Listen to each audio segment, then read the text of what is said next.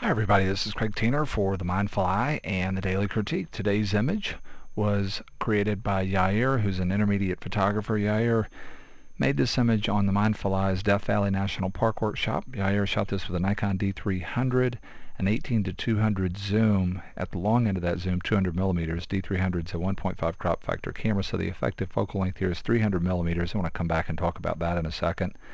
And Yair exposed the file using ISO 400, f16, and 1/30th of a second.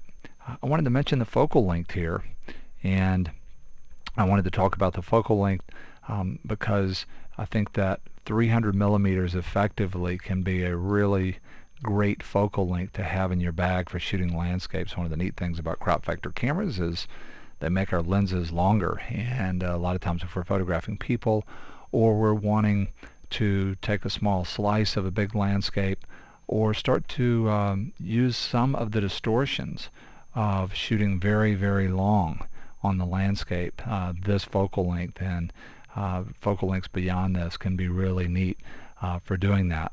300 is way long enough to allow us to really start to isolate small sections of the landscape, and Yair has taken advantage of something here with the long lens. This is a dune field in Death Valley National Park. Because it's near a road and it's a very popular destination, it can really be tracked up, and Yair is able to shoot beyond where most people hike to an area of the dune field where there are just a few footprints, and that allows him to really be able to control contrast in an easier way. If we had all the footprints out here, there'd be a big overlay of sort of texture of that idea, and it might overwhelm the really beautiful qualities of line and space shape that Yair has here. The other really neat thing about these effective focal lengths of getting close to 300 millimeters and longer is that we can start to really do two things. We can start to create the illusion that things that are far away from us are closer together than they really are. We call that compression. We can also create the illusion of the background flattening out. And the long lens here, Yair is really able to create the illusion that these dunes are sort of pushed up against kind of a sheer cliff of big mountains, when in fact they're not that close. And this in the background, they're pretty long, gradually sloping alluvial fans that go up to the top of the mountain. So just love with the long lens, all the different things the long lens has done here for Yair. When I look at this image, I think about really beautiful space shapes, both positive and negative space shapes. They're kind of fitting together like a puzzle. I think about really dynamic qualities of line. Think about the idea of simplicity. Also think a lot about how there's a real strong implication of really beautiful kind of opposing energies that move on big diagonals in the image. That can be a real simple way to at one time create visual unity for the viewer, create a sense of design closure, and also create a feeling of depth, movement into the image, the illusion that you can move into the image and through the image on the third dimension or z-axis. So many things to like about Yair's composition here. When I think about working on this image, one of the things I think about is maybe a black and white variation, and we're going to look at that idea. Why do I think about that? As much as I like the simple color depth of warm sand and then cool shadows, and the cool shadow on the mountains in the background, or the base of the mountains in the background, color just has so much visual weight. And because color is so powerful, it takes these space shapes and it simplifies them to the point where we can really start to speed through this image.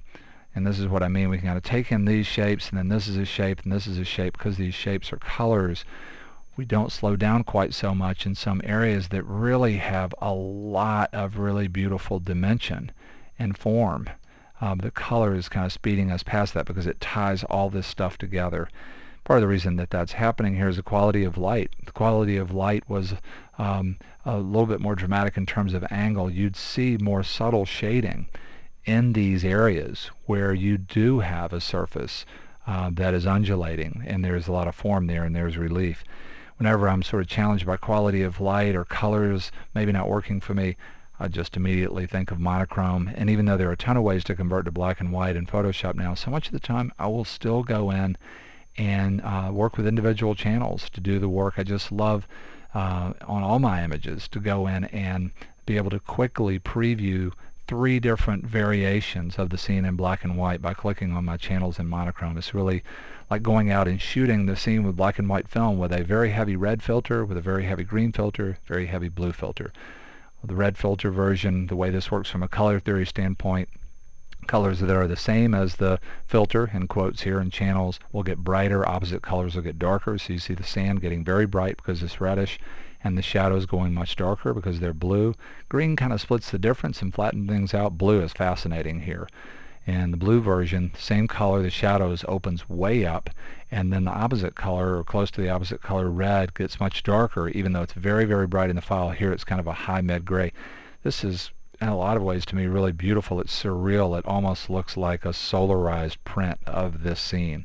For those of you that remember the wet darkroom, that was when we had a print in the developer and we would flash the lights in the darkroom, not the safe light, but the overhead light real fast. And pretty interesting look. What I did was I copied the green channel and the red channel. I got both of these channels and I brought them in to my layers. Here they are right here. I stacked them on top of each other, and then I blended them using this mask right here. And what I basically did was this. I used the high contrast of the red channel on the background back in here and in the shadows, and then I used the green channel to give me more texture to start off with in those areas that had really flattened out, and I just did that using a layer mask.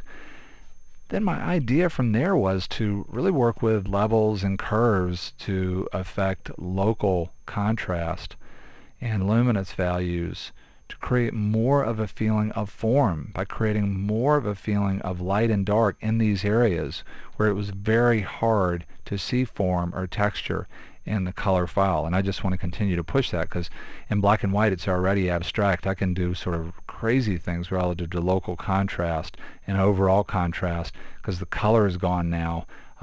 I can just continue to lean on the file in that way. As long as I don't start to fall apart or get a lot of noise, I can really have a lot of fun just playing around with the idea of different values. I made a levels adjustment and brought myself some contrast back into the shadows and also added some contrast in the background. I came in with curves, and you can see here with curves I really added a lot more form to those real high bright areas on the areas on the face of the dune. I'm going to pop the contrast in the background quite a bit, local contrast, and then I came in on this layer and created even more of a feeling of form, and then at the very end pop the contrast even more. And so this is where we started with color, and you'll see the way you move in the big space shapes now is very different. Once you get inside those space shapes in black and white, you slow down and you see a lot more detail.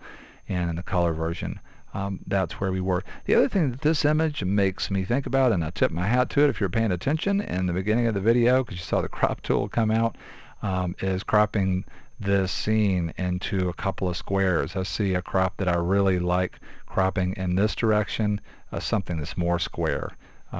I went too far. Let me come back just a little bit. So I see more of a square crop like that I like quite a bit, and then coming in the other direction I see more of a square crop that I like quite a bit. And it would be kind of neat maybe to put those together as a diptych, and maybe not in the right order. It's another thing that I'm constantly thinking about when I'm shooting real graphic situations like this or scenes, as I start to think about the idea of a presentation where I put 2 images inside of one framing device, or 3, so diptych or triptych, or maybe even more images. And to me this kind of scene lends itself to that. Would love to hear what you think about what we did to this image today, and really beautiful shot. Yair's done just such a beautiful job of isolating part of the dune fill here and taking advantage of the qualities of the long focal length. Big thank you to him and all the people that participated in our Death Valley workshop. Love to see you on a 2010 Death Valley National Park workshop, and big thank you to you for being here. Hope to see you again real soon on The Mindful Eye.